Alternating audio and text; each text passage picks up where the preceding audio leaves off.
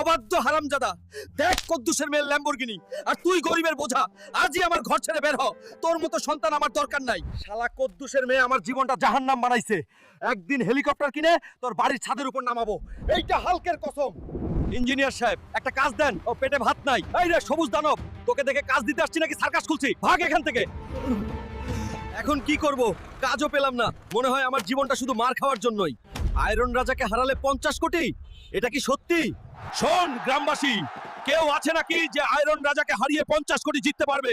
না থাকলে পরিষ্কার বল, তোরা সবাই নামর্দ। আমি লড়বো আয়রন রাজাকে, কিন্তু কেউ স্কিপ করিস না। লাইক দে, তারপর দেখ কিভাবে এই হাতেই রিং কাঁপিয়ে বদলানি। শেষ পর্যন্ত না দেখলে বুঝবি না।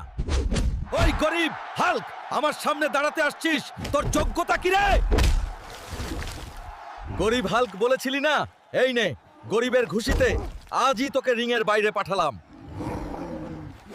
দেখ গ্রামবাসী, গরিব হাল্ক জিতে নিল পুরো 50 কোটি। কদ্দুসের মেয়ে দেখ, এখন আমার পালা। কি রে ভিখারি, এই বিল্ডিংটা তোর বাপের নাকি? আজ থেকে সব আমার এখান থেকে সরে যা। আর বন্ধুরা, কি রকম দিলাম? যদি তোমাদের হালকা ভাইয়ের অপমানের বদলা ভালো লাগে তাহলে চ্যানেলটা সাবস্ক্রাইব করে দিও।